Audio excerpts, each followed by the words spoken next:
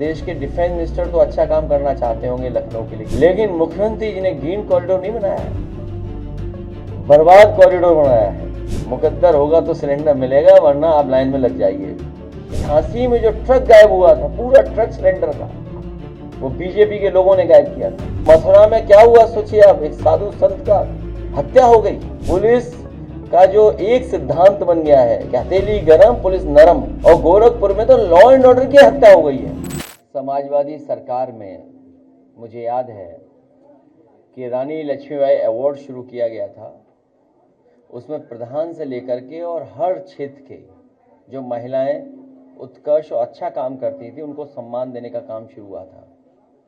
और कई विशेष जो घटनाएं हुई जहां पर बहादुरी या अपने हुनर का उन्होंने जो अच्छा काम किया था उनको भी सम्मानित करने का काम किया गया था।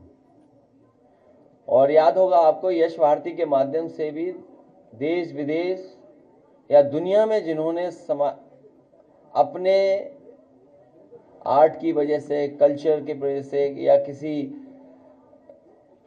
और क्षेत्र में जो महत्वपूर्ण योगदान दिया है, उन लोगों को भी बड़े पैमाने पर सम्मानित करने का काम हुआ था, जिसमें बड़ी संख्या में कवि थे, खिलाड़ी थे, हॉकी के थे, फुटबॉल के थे, क्रिकेट के थे, रोइंग के थे, और कई स्पोर्ट्स और स्पोर्ट्स से जुड़े हुए खिलाड़ी जिनका हम और आप लोग नाम तक नहीं जानते थे, लेकिन उन्होंने देश और विदेश में बहुत अच्छा प्रदर्शन किया था। यश भारती के माध्यम से उनको भी सम्मानित करने का काम कर रहे थे और मौका मिला था। साथ ही साथ सम्मान राशि का भी काम शुरू किया था, जिसमें सम्मान राशि भी उन तमाम लोगों को सम्मान दे करके हम लोग प्रति महीना उनका सम्मान करते थे। इस सरकार ने उस योजना को भी बंद कर दिया। समाजवादी पेंशन शुरू की थी। भविष्य में समाजवादी पार्टी ने आज भी कहा, फिर कहेंगे, समाजवादी पेंशन भी शुरू करेंगे और विशेष नाम देकर के नारी समृद्धि सम्मान योजना को भी शुरू करने का काम हम लोग करेंगे, जिसमें कहा है कि 40,000 रुपया साल तक हम देने का काम करेंगे। 40,000 रुपया साल का। पहले 500 रुपये हम लोग देते थे प्रति महीना समाजवादी पेंशन के माध्यम से। वो योजना तो रहेगी, लेकिन 40,000 रुपये साल के देने का काम हम लोग करेंगे। असली विस्तार सरकार का और विकास का होगा 2027 में। ये तो रूठेयों को मनाने वाला है, और जब बजट पूरा खर्च हो गया है तब मंत्री बनेंगे। और आपको सुनने में आ गया होगा कि कई विभागों का बहुत जल्दी बजट स्वीकृत हो रहा है, और एक विभाग पे तो हमारे एक पत्रकार साथी ने ही सवाल भी किया था कि 1,000 करोड़ के टेंडर पता नहीं कौन सा तरीका अपनाया है और स्वीकृत कर करके और दे भी दिया है। उसमें सिमई मिली, गुजिया मिली, ये नहीं पता कौन सी मिठाई चली है, लेकिन कुछ सुनने में आया था। और आप देखिए, अभी आदरणीय रूपरेखा वर्मा जी ने जो इशारा किया, हालांकि देश के डिफेंस मिनिस्टर तो अच्छा काम करना चाहते होंगे लखनऊ के लिए, क्योंकि उनका संसदीय क्षेत्र है, और जिसका भी संसदीय क्षेत्र होता है वो एक बहुत इमोशनल अटैचमेंट होता है वोटर्स और क्षेत्र से भी। उन्होंने तो कोशिश की है कि एक ग्रीन कॉरिडोर बन जाए, लेकिन मुख्यमंत्री जी ने ग्रीन कॉरिडोर नहीं बनाया है, बर्बाद कॉरिडोर बनाया है। वो green corridor smooth traffic flow के लिए नहीं है। हर चौराहे पे आपको पुलिस लगानी पड़ेगी। और कल जानबूझ करके मैं इनकी डिजाइन को समझना चाहता था कि इनकी डिजाइन और इन्होंने क्या बनाया है ग्रीन कॉरिडोर। और ग्रीन कॉरिडोर से चढ़ करके जब हम अपने लोहिया पथ पे आए, जो नेताजी ने और समाजवादी सरकार ने कभी बनाया था, सोचिए कितने साल पहले डिजाइन किया था। उसमें गोमती का ब्रिज 8 लेन है, सड़क 8 लेन बन गई है। आप बताइए, पेडेस्ट्रियन को चलने की जगह भी नहीं है ग्रीन कॉरिडोर में। दुनिया में कहीं सड़क ऐसी डिजाइन नहीं हुई होगी आज के समय पर जहां पैदल चलने वाले गरीब और साइकिल से चलने वाले लोगों को कोई जगह ना हो। ये मानक के खिलाफ सड़क डिजाइन हुई है। कोई भी सड़क बिना पैदल चलने वालों के सड़क डिजाइन नहीं हो सकती। ये लखनऊ में इस सरकार ने ऐसी डिजाइन की है कि पैदल चलने वालों की जगह नहीं है। लोहिया पथ 8 लेन है, इनका ग्रीन कॉरिडोर ग्रीन होगा ही नहीं कभी, मतलब स्मूथ फ्लो और कभी क्लियर फ्लो के साथ नहीं होगा, हर चौराहे पे है। और मैंने देखा एक ऑटो तो गिर गया होता, पलट गया होता।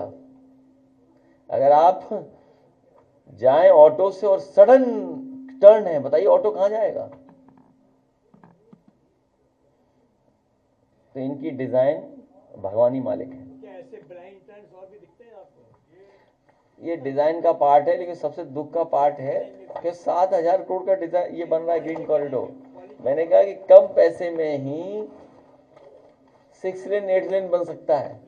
आखिरकार सरकार पंचायत चुनाव में चुके क्यों साधे? 2 मई दी थी गई, इस बार 4 मई डेट है, लेकिन कोई लोगों ने कोई अभी तक कोई इनका नारा नहीं दिया। क्योंकि वो अकेले लड़ करके भी जीत रही हैं, अकेले संघर्ष कर करके भी जीत करके आ रही हैं। कितने भी अधिकारी बदल लें, चुनाव आयोग से मिलकर के बीजेपी और बीजेपी से मिलकर के चुनाव आयोग कोई भी सूची बना ले, डीजीपी, चीफ सेक्रेटरी या अन्य अधिकारियों को हटाने के बावजूद भी जनता आदरणीय ममता जी को ऐतिहासिक वोटों से जिता करके पुनः मुख्यमंत्री बनाने जा रही है। आप देखिए, पिछला चुनाव यूपी में अगर कोई अधिकारी हटाओ तो बताओ आप, और आने वाले समय में चुनाव होने जा रहा है, अभी से सेटिंग शुरू हो गई है कि कौन सा अधिकारी कहां सेट होगा। मैंने तो आपको फरकाबाद का किस्सा सुनाया था, और नहीं मानते आप जानकारी कर लोगे, अगर बात गलत हो तो बताइए हमें। अधिकारियों ने मिलकर के हमारे डॉक्टर नवल किशोर साग के मौर्य सैनी को हराया था। अध्यक्ष जी, आखिरकार सरकार चल रही थी, इसी बीच बिजली विभाग ने तुम्हारे मुकद्दर का सिलेंडर मुकद्दर होगा तो सिलेंडर मिलेगा, वरना आप लाइन में लग जाइए। और लापता गैस पंचायत चुनाव आखिरकार यूपी सरकार क्यों नहीं कराना चाह रही? हाईकोर्ट ने सिलेंडर है ही नहीं कहीं। और अभी झांसी का पता लगा मुझे, ये चैनल वालों को पता नहीं क्या हो जाता है, कौन सा दाना मिलता है इन्हें जो गाना गाने लगते हैं। मैं जब लोकसभा में था तो एक चैनल के कोई आए जर्नलिस्ट मेरे से बोला कि लखनऊ में मलिहाबाद में समाजवादी पार्टी के नेता के घर पर इतने सिलेंडर मिले। अभी मेरी पार्टी की कमी है। कल ही मुझे जानकारी मिली कि झांसी में जो ट्रक गायब हुआ था, पूरा ट्रक सिलेंडर का, वो बीजेपी के लोगों ने गायब किया था। बीजेपी के नेता शामिल थे, बड़े बड़े नेता दूसरे जिले से फोन कर रहे थे कि समझौता कर लो। पूरा ट्रक चोरी कर लिया, सिलेंडर भरा हुआ, और जब वापस किया तो आधे सिलेंडर खाली वापस किए। बताइए आप, बीजेपी के नेता थे, लेकिन दुर्भाग्य एक भी चैनल ने बीजेपी का नेता नहीं चलाया। तभी मैंने कहा, आदरणीय रूपरेखा वर्मा जी कह रही सड़कों पर उतरे, ये 30 चैनल केवल सच बोलने लगे, तो अभी सब परिवर्तन हो जाएगा। जनरेशन स्पार्क जो है उसमें लगातार किसमें तो आपको पता होगा, सब पता हो लगे चलाओ फिर, चैनल पे क्यों नहीं चलाते हो? तुम्हारा ही चैनल गड़बड़ कर रहा था। टाइम्स ना हो ना, टाइम्स ना हो किसमें? अच्छा, रिपब्लिक भारत चले गए और बताइए हत्या, हाँ ये सही कह रहे हैं आप। अरे तुम बेटी का आरोप सुन रहे हो, और सांसद जी ने क्या कहा? नहीं, तो उसकी बेटी ने आरोप लगाया है कि ओएसडी मुख्यमंत्री के वो अपराधी को बचा रहे हैं, नामजद अपराधी को, उसकी आज तक गिरफ्तारी नहीं की गई है। और उसकी बेटी ने कहा कि जिसको नामजद किया गया है उसके यहाँ योगी जी का बुलडोजर कब पहुंचेगा। बेटी ने तो आरोप लगाए हैं, बेटी ने तो आरोप लगाए हैं, लेकिन राज्यसभा के सांसद, कई बार के रहे विधायक डॉक्टर अग्रवाल जी ने क्या कहा वो तो आपने पढ़ा होगा। उन्होंने कहा हत्यारों को बचाया तो राज्यसभा में नंगा कर दूंगा मैं। राज्यसभा सांसद गोरखपुर से जिन्होंने अपनी सीट खाली करके दी, जिससे मुख्यमंत्री चुन करके गए, उन्होंने क्या कहा कि हत्यारों को बचाया तो राज्यसभा में नंगा कर दूंगा। अब आप समझ लीजिए कौन दोषी है। जो हमारे पत्रकार साथी कह रहे हैं, ठीक कह रहे हैं कि उसकी बेटी के आरोप लगता है सच है और कोई है जिसके दबाव में थाने से छोड़ा गया। सुनने में तहरीर से नाम भी हटा दिया गया जो एफआईआर दर्ज हुई है। केवल वहीं की हत्या नहीं, गोरखपुर की। आप बताइए बनारस में क्या हुआ? खुलेआम एक छात्र को गोली मार दी गई, सब पर रिकॉर्डिंग है, वीडियो है। और बदायूं की कैसे भूल जाओगे आप, जिसकी मां ने, परिवार ने खुद कितनी बार पुलिस को शिकायत की कि मेरी जान को खतरा है, मेरी जान ले ली जाएगी बदायूं। बताइए आप, सजाती लोगों को पता नहीं कौन से पंख लगे हुए हैं कि कोई परवाह नहीं कर रहे हैं। और फिर पैसा देकर के फिल्में बना रहे हैं आप लोग दूसरे दलों को बदनाम करने के लिए। मुझे तो लगता है इन पे ज्यादा पैसा हो गया जो फिल्म इंडस्ट्री तक पैसा पहुंचाया जा रहा है। और मथुरा में क्या हुआ सोचिए आप, एक साधु संत का हत्या हो गई। अब जाने कौन कौन सी कहानी बताई जा रही है। आखिरकार दोषी कौन है, जिम्मेदार कौन था? प्रशासन आखिरकार क्या कर रहा था, एडमिनिस्ट्रेशन क्या कर रहा था? दोषी तो एडमिनिस्ट्रेशन है, पुलिस है। सुल्तानपुर में भी एक हत्या हुई है, 3 दिन के बाद एफआईआर लिखी गई है और हत्यारा घर पे जाकर के कहता है कि 10 मिनट का समय है, 10 मिनट में अगर बचा सकते हो तो बचा लो। केवल यही नहीं, आप बताओ वो डॉक्टर को कैसे मारा गया था, वहां किस चीज से मारा गया था, बताइए आप। यहां पुलिस से जब पॉलिटिकल काम लोगे, पुलिस का जो एक सिद्धांत बन गया है कि हथेली गरम पुलिस नरम, एक ही सिद्धांत पे काम कर रही है पुलिस। और आए दिन गांजा जाने क्या क्या पकड़ा जा रहा है। तो पुलिस लॉ एंड ऑर्डर के अलावा सब कुछ कर रही है। और गोरखपुर में तो लॉ एंड ऑर्डर की हत्या हो गई है। ये जो घटना हुई है गोरखपुर की, हमारे पत्रकार साथी पूछे, वहां लॉ एंड ऑर्डर की हत्या हो गई है। जनता से अपील है कि इस सरकार को हटाए बिना लॉ एंड ऑर्डर बेहतर नहीं हो सकता है। जैसे पार्क में जो गेट नंबर 6 था, वहाँ पर क्रिकेट खेलते थे, फ्री था, लेकिन अब वहाँ पर गैलेक्सी क्रिकेट अकेडमी को दे दिया गया है। वहाँ पर अब चार्ज लगेगा, उसकी जुताई हो गई है, उसको पूरे प्राइवेटाइज। अभी तो लॉ एंड ऑर्डर पे रही है। सर, महिला सम्मान समारोह आज आपने किया है और एनसीआरबी के रिकॉर्ड ये कहते हैं कि पूरे देश में 3 ऐसी स्टेट्स हैं जिसमें उत्तर प्रदेश, फिर राजस्थान और फिर महाराष्ट्र। इन 3 स्टेट्स में महिलाओं के विरुद्ध क्राइम रेट्स लगातार बढ़ रहे हैं और इन तीनों जगह पर बीजेपी कामयाब है। जहां जहां बीजेपी है और बीजेपी की सरकार है, जो एनसीआरबी का आंकड़ा बता रहा है, सबसे ज्यादा असुरक्षित महिलाएं, बेटियां वहीं पर हैं। न केवल असुरक्षा की भावना है, बल्कि सबसे ज्यादा करप्शन भी वहीं है।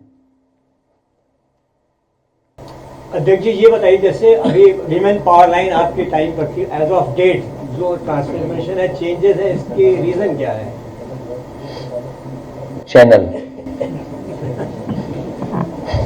क्योंकि मुझे जानकारी मिली है भारतीय जनता पार्टी के लाखों के डिप्लॉयमेंट बंगाल के बाद सीधा यूपी हो जाएगा उनका। जितनी भी लाखों के लाख फौज लगाई है उन्होंने, वहाँ ट्रेनिंग करा रहे हैं, पुलिस को भी, सेंट्रल फोर्स को भी, और उनके अंडरग्राउंड अनरजिस्टर्ड संगी साथी उनको ट्रेन कर रहे हैं कैसे पैसा भिजवाना है, कैसे बूथ को लूटना है। सुनने में आया कि बूथ स्तर पे ही पैसा भेज दिया गया है बंगाल में। लाखों लाख अनरजिस्टर्ड अंडरग्राउंड संगी साथी पहुंचा दिए गए हैं। उन सब की पोस्टिंग यही होने वाली है अप्रैल में। अभी कुछ दिनों पहले निपटे हैं, कुछ ही दिन पहले निपटे हैं, इसलिए फिर निपट लेंगे। पीटीए की ताकत, पीडीए की ताकत, इनको सोने नहीं दे रही है।